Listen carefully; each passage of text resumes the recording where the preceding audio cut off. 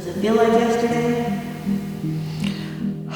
Not really yesterday. Maybe the day before, because it's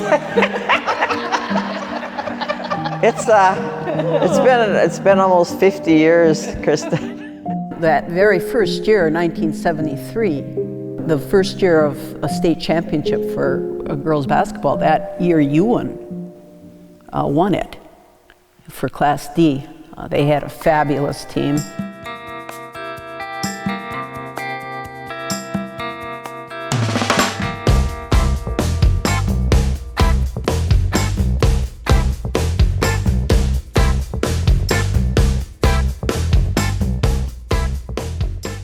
These young girls coming up have people to look up to, and I hope they do, and I hope they want to be like them and put the work in and keep the tradition going here.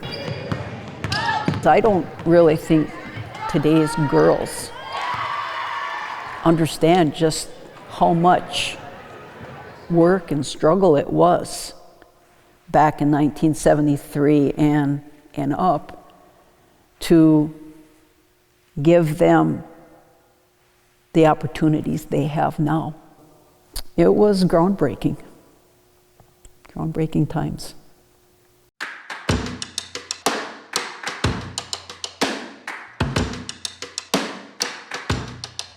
I remember the first time we started playing, we didn't have professional uniforms. We all got numbers, and then we got sent home with the numbers, and we had to sew them on. And it was like, oh God, now we have to sew these things on. Tennis shoes that we wore back then. Red ball jets, you know, the ones with the little the ball on it. We had black ones, but that's what we had for tennis shoes. Yeah, they weren't $400 shoes, I'll guarantee you. I guess the furthest back I remember playing basketball was at home. Of course, we played with our brothers, and well, I did anyway. I did too, yeah. Played on the barn wall or wherever you could, yeah. You know, wherever you could have put up a rim. Or we played in the neighborhood barns, some of them that didn't have hay in. We had basketball hoops in there. It was fun to play there during the wintertime because at least we had something to do, you know. It was like, when we were all kids, we just basically spent a lot of time outside.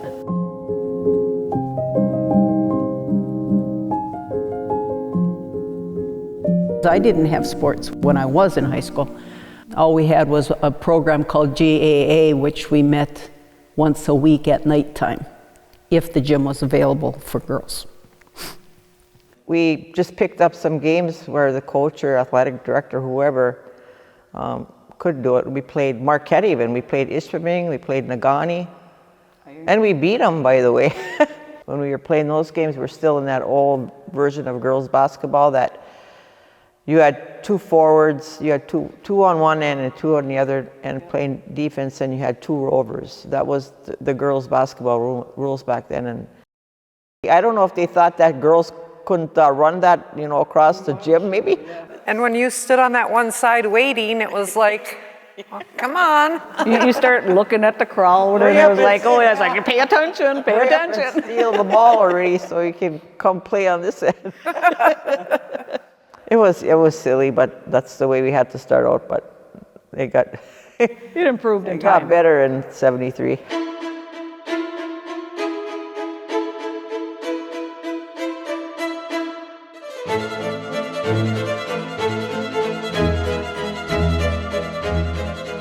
I had no idea what Title IX was, you know, back then. You know, it didn't get signed till '72, and we didn't have a girls' team till '73.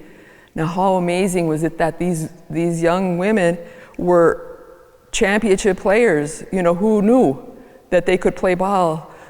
Sandy Lannett, Jamie Fleming, Linda and Laura Carrion, Kay Lannett, the Hemming girls. Those were players I looked up to, but to be honest, I don't think I ever got a chance to see them play.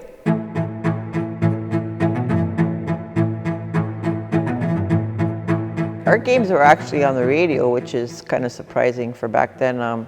You know, at least everybody could listen to them on the radio, even though a lot of people didn't come to the games. Joe Blake was the announcer. I remember that. I remember that. And he used to actually interview us after the game sometimes, which was not really welcomed. I mean, I really didn't want to do that. But they would make the game So exciting. sight in, just towards how they announced it. I think even, if your game was on during the time they had Gunsmoke on, the game came before Gunsmoke, and Gunsmoke was a big thing for a lot of people. Oh, it still is. Our basketball was the same size as the boys' basketball. I'm not sure what year they changed that, but now the girls have a smaller diameter basketball. And they have their three-point shot. We were only credited with a two-point shot, whether you shot it from one end of the gym or the other.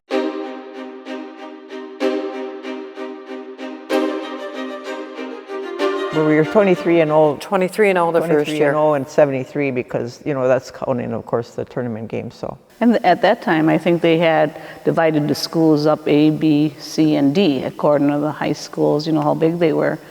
But in our areas, we played other, divisions.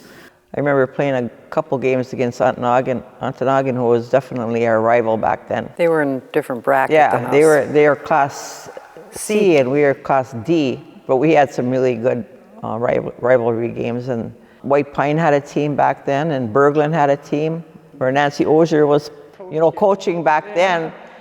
They were way ahead of almost every other school in the state as to how well they played.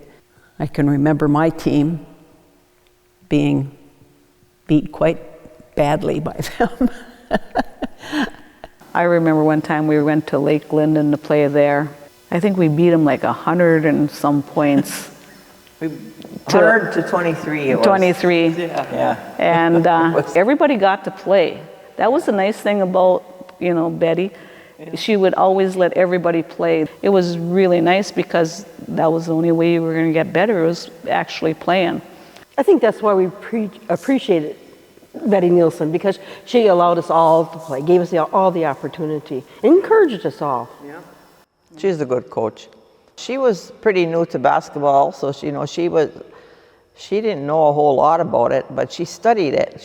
I remember her having big books she'd bring to games, and she'd try and figure out plays and, full court presses. And Were we not the first team to do a full court press also?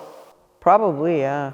She learned basketball with us, but she worked us hard, and she got us prepped before we even started. We ran, when we were in the school, I remember running the steps. Oh, my God. Oh, by the time you got done running the steps, you were tired. 4 or 5 times we'd have to three. go all the way up the All the way stairs up and and all down, the way all the way around. Oh down. my God, you sound like a herd of elephants going up Oh, we did. and then jumping up and down these bleachers so many Yeah. times. I think it really helped us to win a lot of games because, Because they'd get winded, yeah. and we were still going strong. I don't remember ever thinking, oh, we could win the state. I don't remember ever thinking that. It was just game by game.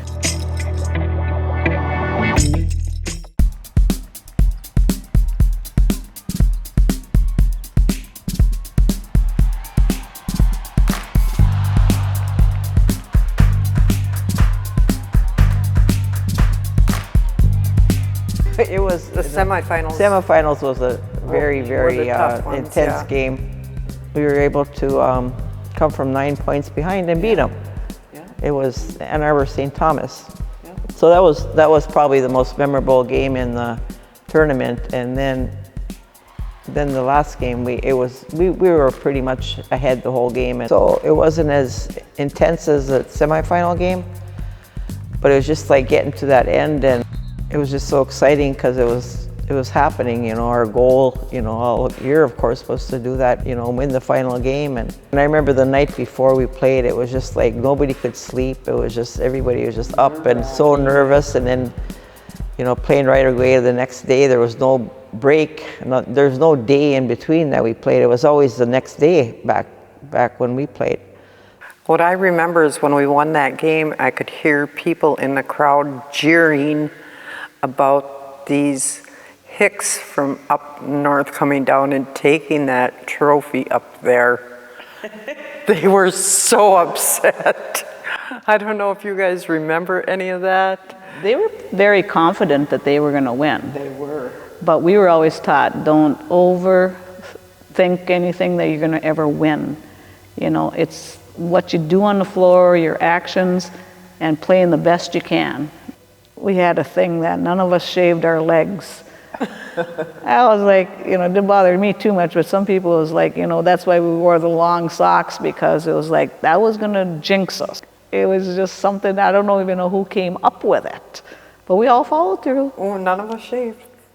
Oh yeah, then our coach wore the same outfit for every game. So when you picture her, isn't that all you see? Because that's all I see. It was a brown sweater vest with a plaid culotte and white turtleneck and tennis shoes. Yeah, tennis shoes, yeah. And I think when we went down in '73 and everything like that, it was the first time, I guess, I can say personally that I ever stayed in a motel. And That's true, yeah. Yeah, and Probably me too. And eat the food that we ate. and ate the food that we ate and go over the bridge, you know, when we went over the bridge. It was a pretty spectacular trip. I mean, we had a big bus that went down like White Pine Express or... When we left here, it was like everybody, wherever they were along the roads, you know, they were congratulating us and everything. And when we came back, we had a great welcome.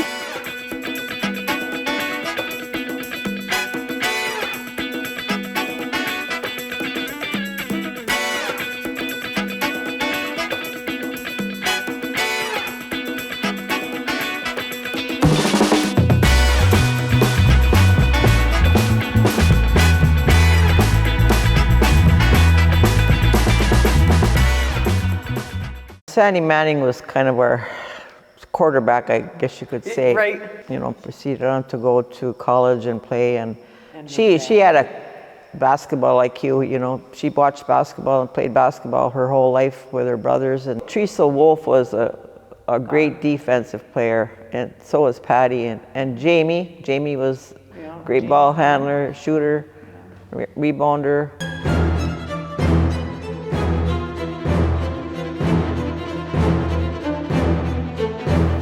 The second year, we had no idea that we'd even come close to going down because we had lost some key players. And we lost Sandy, and Teresa, and Linda all graduated. So that was probably the biggest surprise that we did that. I think it even surprised our coach.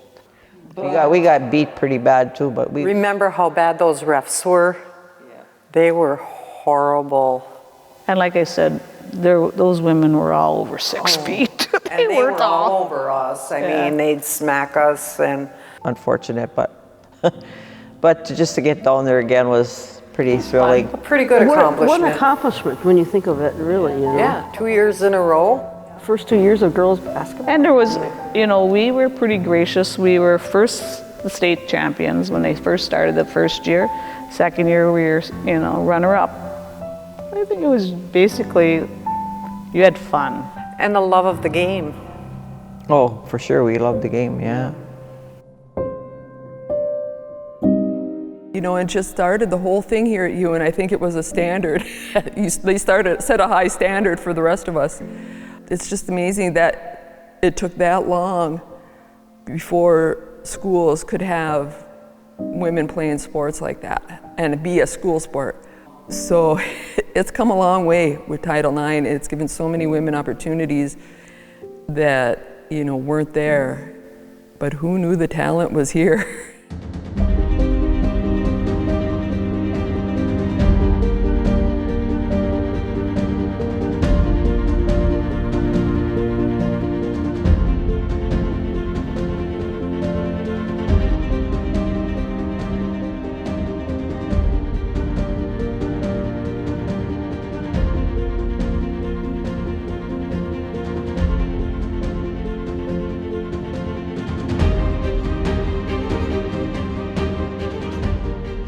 Before every game in the middle of the floor, we went in a circle and we did our chant, but it's top secret.